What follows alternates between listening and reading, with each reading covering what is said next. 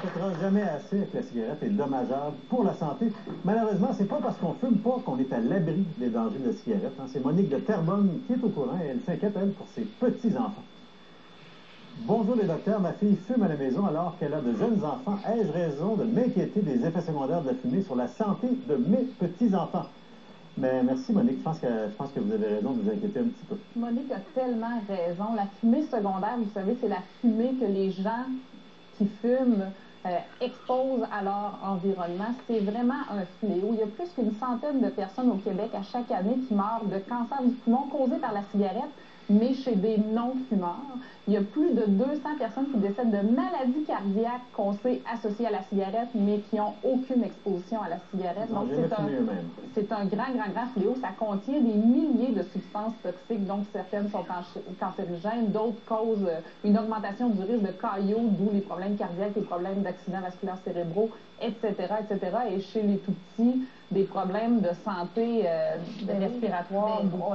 Respiratoire, on parlait de l'asthme tantôt, bon, ça c'est le principal, mais il y a le syndrome de mort subite du nourrisson aussi, c'est un des premiers facteurs de risque, c'est la fumée secondaire dans les maisons. Là, le syndrome de mort subite du nourrisson peut augmenter. Non, mais c'est quelque chose, c'est un décès, donc c'est un fléau qui devrait être inexistant. Et ouvrir les fenêtres d'une maison, ça ne change rien en termes d'exposition à la fumée de cigarette. Ni dans un véhicule automobile, mais dans un autre. Ni fumer sous la hotte. Non, c'est comme fumer sous le nez de l'enfant. Ce qu'il faut savoir, c'est qu'il y a même un problème de fumée tertiaire. On parle ici de fumée secondaire, mais il y a même la fumée tertiaire, c'est-à-dire tout ce qui est pris dans le tapis, dans l'oreiller, dans le coussin, dans le siège auto de l'enfant.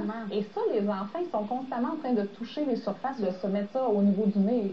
Ça cause des problèmes incroyables. Donc, faites attention à vos proches, à ceux que vous aimez. C'est plus de la fumée, mais c'est les particules qui sont dans la fumée. Oui, il y a la fumée secondaire et il y a les particules qu'on appelle la fumée tertiaire. Si on parle de fumée secondaire, là, juste pour que vous visualisez ce que ça peut faire, on sait là, que lorsqu'on fume une cigarette, tous les produits vont dans nos poumons. Mais quand un non-fumeur est dans l'environnement d'un fumeur, les mêmes particules rentrent dans ses poumons, c'est respiré, ça s'en va jusqu'aux alvéoles dont je vous ai parlé tantôt, qui sont les petites cellules qui permettent aux échanges gazeux de se faire. Et ces alvéoles-là deviennent pleins de ces produits chimiques-là, d'où les fameux poumons noirs qu'on a tous déjà vus en image. Il peut même y avoir une destruction des alvéoles, et ça, c'est uniquement au niveau pulmonaire. Il y a des problèmes aussi au niveau des vaisseaux, des problèmes vraiment à de multiples endroits. Pour les enfants, on le dit, ce que ça fait les problèmes de santé respiratoire, mort subite du nourrisson. Pour les femmes enceintes, le fœtus qu'elles ont en elles, même si c'est pas elle qui fume, si elle est exposée, le fœtus peut en souffrir. Les naissances peuvent être prématurées avec un bébé de petit poids, donc plus à risque d'avoir des problèmes de santé. C'est majeur comme fléau, maladie cardiaque aussi. Oui, ce qui est fascinant, c'est qu'on pense toujours aux effets à long terme, mais si dans une ville, par exemple, on interdit de fumer juste dans un endroit public, donc moins de fumée secondaire autour, mais on baisse le risque d'infarctus de 10 à 40 %, puis ça, c'est en dedans de 3 mois. Donc, c'est un effet très rapide sur les infarctus. Donc, on parle de maladies très graves qui peuvent être prévenues très facilement, en fait. Des fois, maintenant, quand on vous propose un traitement médical, on va avoir un deuxième avis. Puis ça, c'est un réflexe normal, en fait. Mais est-ce que c'est une bonne idée? En fait, c'est Jean-Pierre de Blainville qui s'interroge là-dessus. Bonjour les docteurs, j'ai consulté un orthopédiste pour une douleur au genou et on me recommande une chirurgie. Est-ce qu'un deuxième avis est toujours souhaitable? Merci Jean-Pierre. En fait, Jacques va vous donner un premier avis sur les deuxièmes avis. Oui, c'est ça.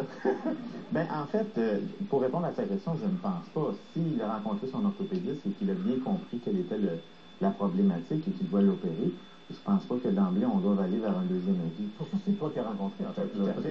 Mais ce qui est intéressant dans sa question, c'est en général pourquoi les patients vont demander des deuxièmes avis. Et là, si on s'arrête à réfléchir à tout ça, on va voir que ça peut arriver en orthopédie, ça m'arrive de façon occasionnelle de voir des gens en deuxième avis parce qu'ils ne sont pas certains s'ils devraient subir une intervention ou pas, ou des options de traitement.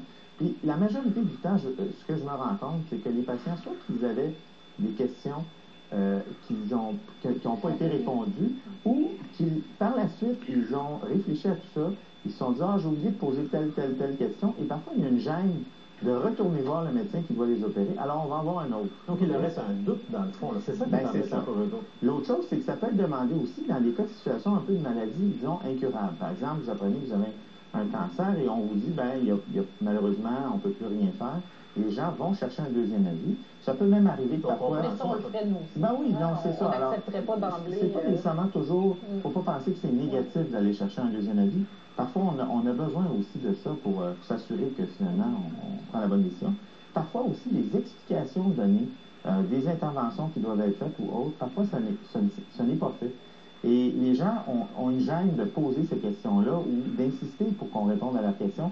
C'est important de le faire parce que la relation entre le chirurgien ou le médecin et le patient, c'est primordial. Et parfois... Il y a une confiance. Il y a une confiance. Et si ça ne fonctionne pas, bien ça, c'est une autre raison pourquoi parfois les patients vont dire, il me semble que j'ai pas confiance, il me semble que j'ai... Je sais pas ça clique pas. Alors, je préfère aller voir une deuxième opinion. À ce moment-là, c'est toujours possible.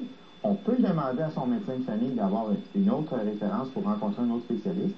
Mais évidemment, il faut quand même avoir des raisons qui le justifient. Ce qui est embêtant, c'est quand les avis sont différents aussi. Quand on a un deuxième avis qui est différent du premier, moi j'ai souvent vu des gens qui sont très perplexes. Et j'ai déjà vu des troisième avis. J'ai déjà vu des patients en troisième avis. Et parfois, ça arrive, mais dans la majorité de ces cas-là, c'est toujours de prendre le temps d'expliquer aux gens ce qu'ils ont.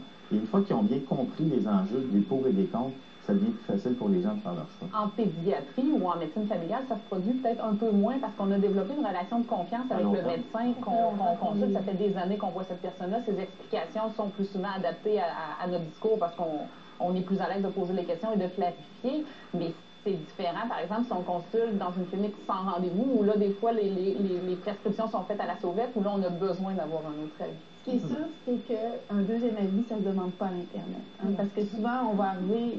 C'est qu'il y a les drames sur Internet. Oui, exactement. Parce qu'on a un diagnostic, on rentre ça sur Internet, on trouve un paquet d'affaires, puis là, on devient très, très, très anxieux. Il vaut mieux retourner voir le médecin qu'on a rencontré pour lui poser. Il faut que les gens se sentent à l'aise de le faire. Ouais. Ça peut être tout à fait normal de demander un deuxième avis. Quand on est indécis, en fait, c'est bien correct. Et des fois, même, nous-mêmes, on va demander un deuxième avis à notre propre confrère. Juste un petit conseil que je vous laisserai, c'est assurez-vous d'écrire toutes vos questions par écrit. Comme ça, quand vous rentrez dans le bureau du médecin, vous les avez, vous les posez, puis ça va éviter des problèmes. Quand c'est plus clair, en fait, souvent, on suit plus à la vie. Maintenant, après la pause, c'est un effet secondaire que vous connaissez de l'émission, c'est le conseil des docteurs.